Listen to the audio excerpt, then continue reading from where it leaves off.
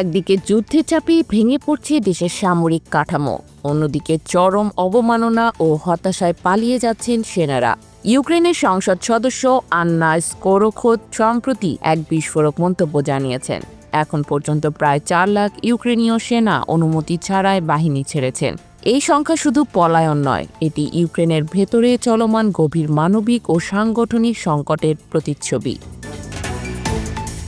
রোববার ইউক্রেনীয় এক গণমাধ্যমকে দেয়া সাক্ষাৎকারে স্কোরোখোদ বলেন, অনেকেই আর কখনো ফিরবেন না, কারণ তারা লড়াই করেছে নিজেদের ইচ্ছায়, পরিবার থেকে দূরে থেকেছেন 3 বছর, অথচ আজ তাদের সঙ্গে পশুর মতো আচরণ করা হচ্ছে। তার ভাষায়, সেনাদের বলা হচ্ছে জয় ছাড়া ফিরতে পারবে না।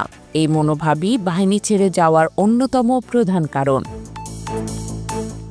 রুশ গণমাধ্যম আরটি জানায়, 2025 সালের প্রথম 6 মাসেই ইউক্রেনীয় কর্তৃপক্ষ 1,07,000-এরও বেশি পলায়নের মামলা দায়ের করেছে বলে জানিয়েছেন ইউক্রেনীয় অনুসন্ধানী সাংবাদিক ভ্লাদিমির বয়কো।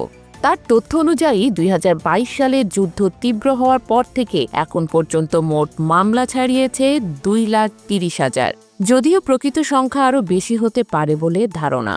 সেনা পালানোর পেছনে কয়েকটি গুরুত্বপূর্ণ কারণ উঠে এসেছে: অতিরিক্ত ক্লান্তি, মনোবলের অভাব এবং নিয়ন্ত্রণহীন দাপ্তরিক জটিলতা।